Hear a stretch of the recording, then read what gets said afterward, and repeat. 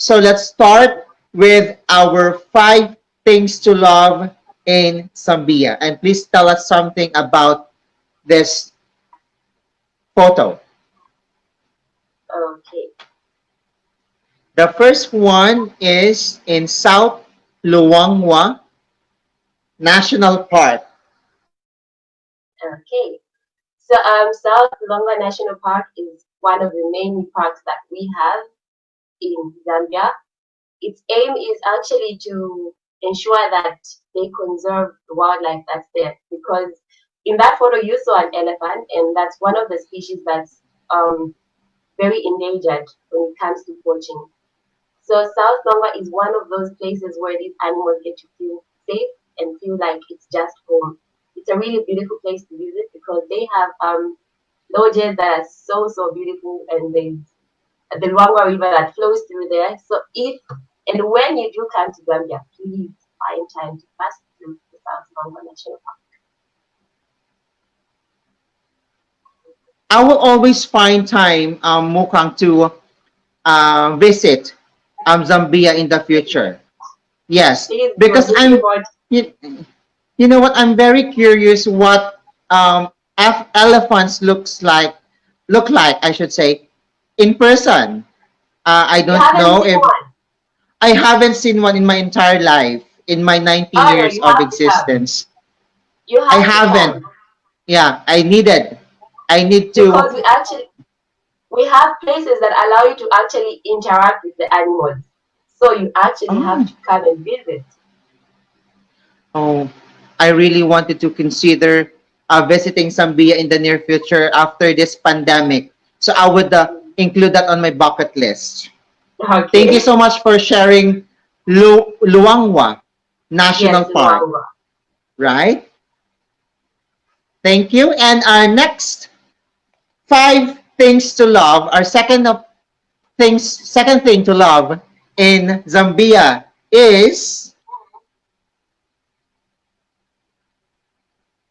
Victoria Falls, majestic. Yes, it is. So the Victoria Falls is one of the seven wonders of the world, and it's a beauty to see. It really is.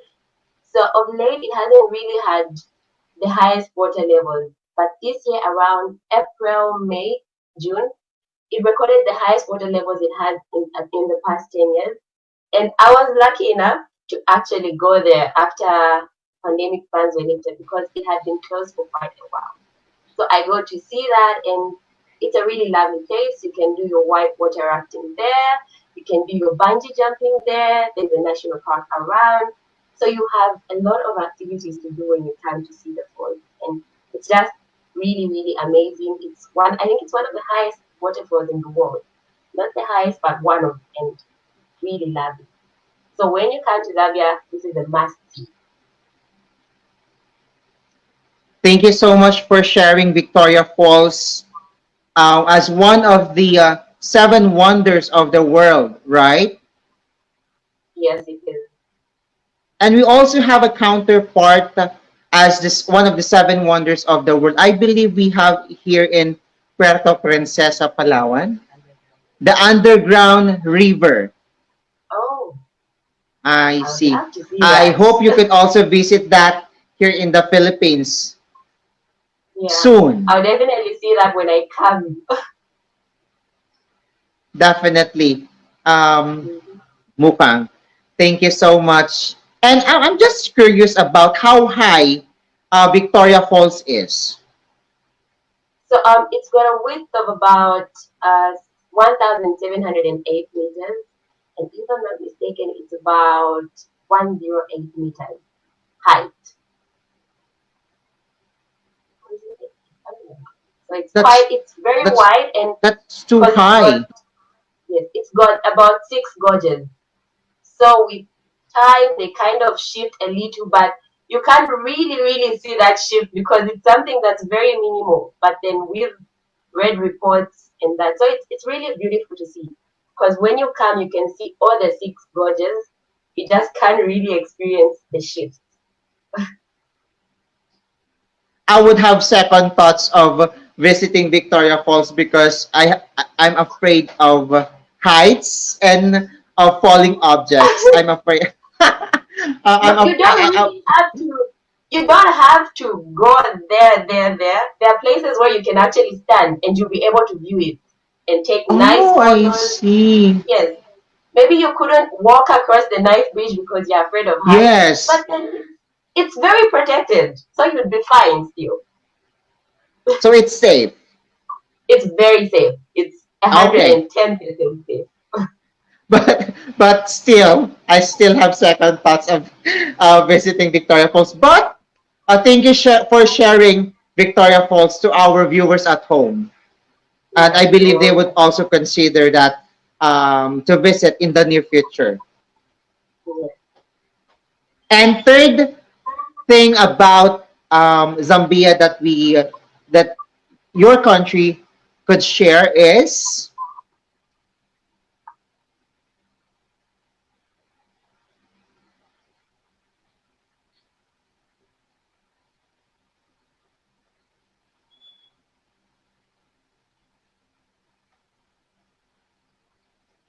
Kaffoue National Park. Okay, so that's the Kaffoue National Park. This one is actually located much closer to the capital city, that's Lusaka. And like South Luangwa, it also houses a lot of endangered species. So most of the parks in Zambia are working around that conservation of species that are endangered and just maintaining their existence so that they don't go extinct.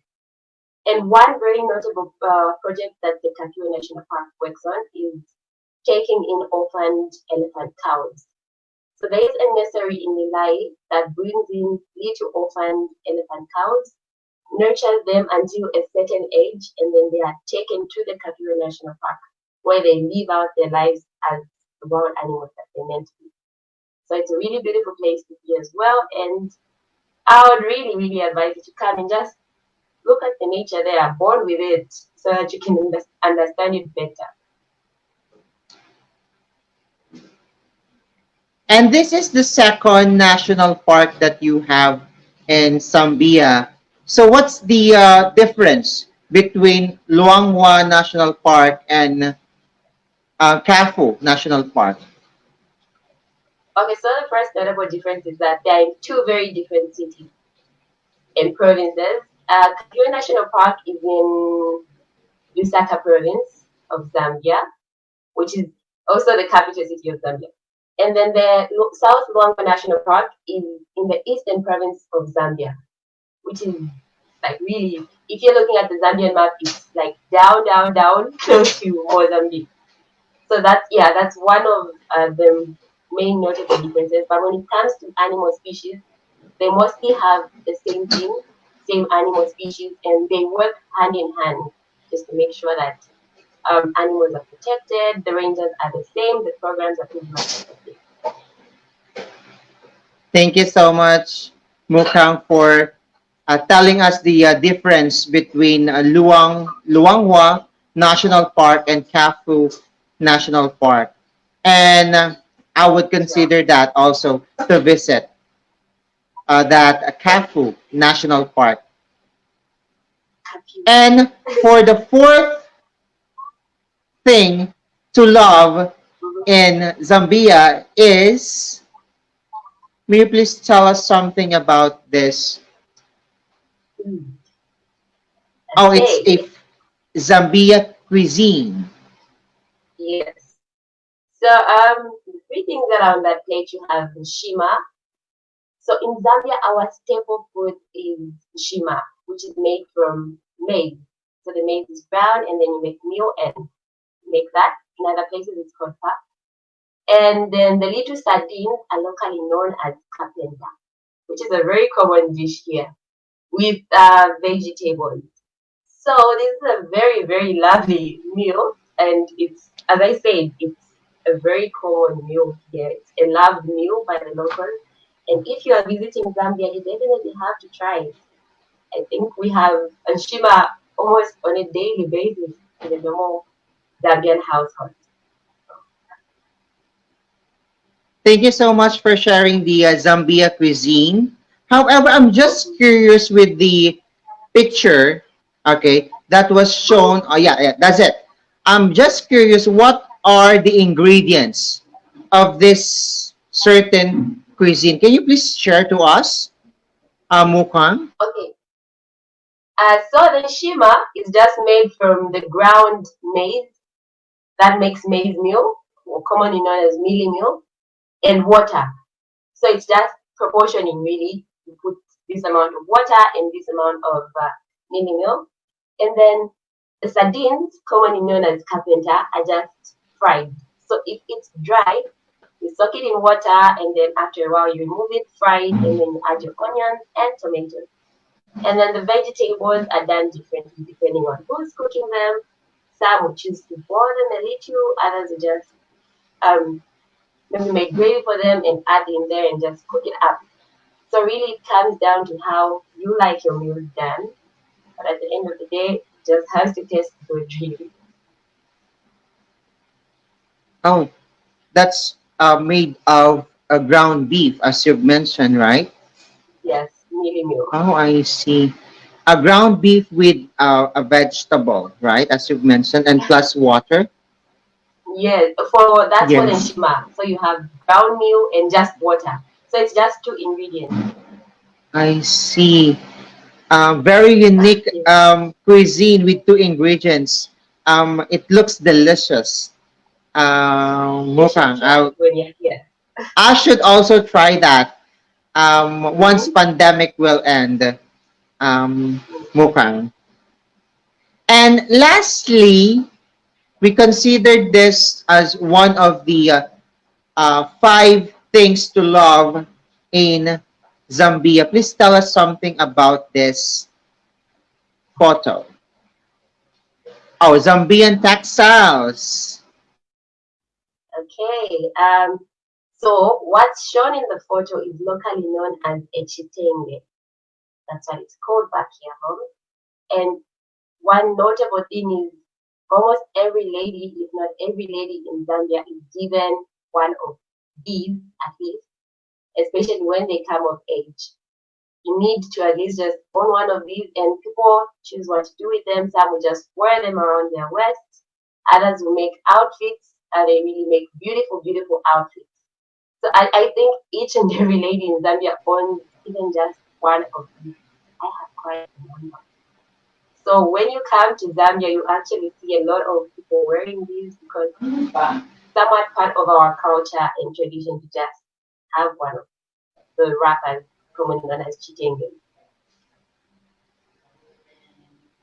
As I noticed your Zambian textiles, Mm-hmm. Mukang, they are very beautiful.